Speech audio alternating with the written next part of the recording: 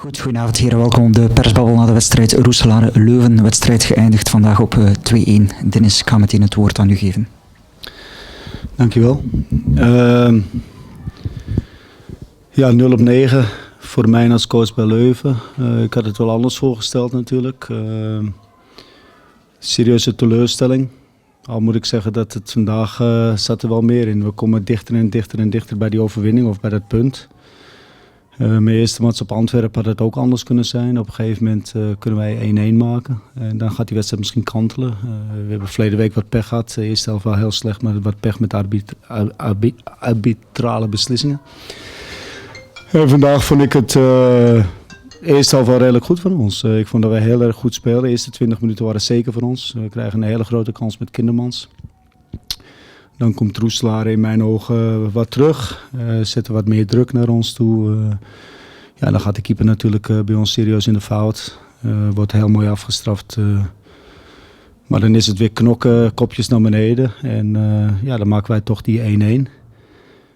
En dan moet ik zeggen, de eerste helft was ik wel tevreden over. We krijgen een enorme kans in een omschakelmoment met Storm. Als hij met 1 keer terugspeelt, dan staan er 3 man alleen voor de keeper. Maar oké, het is niet van dat. Dan de tweede helft willen wij op datzelfde elan doorgaan. Nou, dan vind ik dat het in het begin nog redelijk goed gaat. Alleen langzamerhand begint Roeselare sterker te worden. We spelen goed tussen de lijnen. We hadden wat moeilijkheden. We moesten ook wat gedwongen wissels doen. Waaronder Kostovski. Dat speelde voor ons natuurlijk wel een belangrijke rol, omdat hij toch wel weegt op die verdediging. En dan, ja, dan geven we eigenlijk de wedstrijd uit handen, wat niet had hoeven gebeuren. Want de tweede helft krijgen we ook nog, denk ik, 2 of 3 echte goede omschakelmomenten. Waarbij de laatste pas, hebben we ook 2 keer van Storm, niet juist was en 1 keer van Casagolda. Anders kun je die wedstrijd nog winnen. Maar nu verliezen wij hem. In een flipperkastgoaltje. Moeten we wel beter doen. Ja, dan zie je dus dat je een bepaald spiraal hebt. Waar Roeselare in zit, dat het allemaal een klein beetje mee zit. En niks ten koste, of niks ten nadele van de manier. Hè. Dus het is niet kritiek wat ik geef. En wij zitten in een spiraal van dat alles een beetje tegen zit.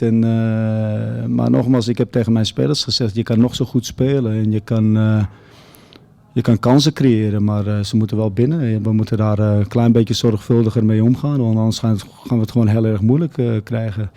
We hebben vandaag de kans gehad om wat mee te pakken, wat punten mee te pakken, 1 of 3. We hebben het laag gelaten. Dus dat betekent dat we onszelf in een situatie manoeuvreren dat we volgende week moeten winnen tegen Lommel. Maar ik had graag natuurlijk het moraal een beetje meegaat, de kopjes omhoog om hier wat te kunnen. En dat moest ook gebeuren, maar het is niet gelukt. Dankjewel. Arnaud. Oui. Merci. Bah écoutez, nous on va positiver cette victoire un maximum parce que je crois que j'étais pas du tout content de notre entame de match, voire de notre première mi-temps. On était vraiment en dessous de notre niveau. Alors c'est vrai que Louvain nous a mis en difficulté, a joué un jeu direct, était fort dans le duel sur le deuxième ballon. Nous on était beaucoup trop statiques, beaucoup de déchets techniques sur les relances de départ. Donc pas du tout content, et puis finalement on arrive quand même à marquer un but sur une erreur de Louvain aussi, bien exploitée par Davy Brewers et Florent Stevens, à qui ça va faire aussi beaucoup de bien parce que ça faisait je crois plus d'1 an qu'il n'avait pas renoué avec la compétition. On s'est dit les choses aussi à la mi-temps parce qu'on n'était vraiment pas satisfait du tout de cette première mi-temps. Et je crois que territorialement on a plus dominé sur cette deuxième mi-temps et puis on a été plus dangereux.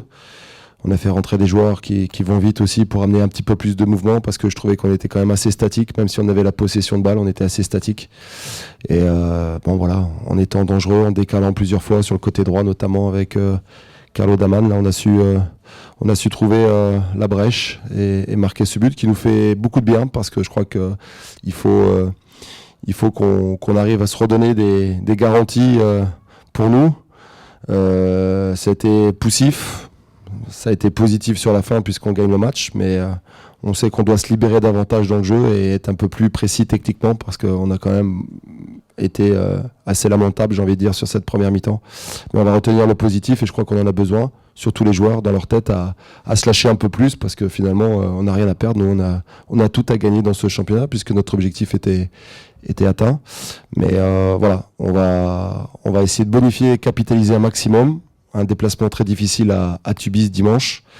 En attendant, on ira voir le match Antwerp-Liers en espérant qu'il y ait un petit match nul pour nous laisser encore espérer. Mais bon, pour ça, il faut qu'on soit bien meilleur dans le contenu pour être plus constant et mettre encore plus en difficulté l'adversaire. En tout cas, voilà, je souhaite bon courage à Denis pour la fin de saison et puis à dimanche prochain. Voilà. Dankjewel.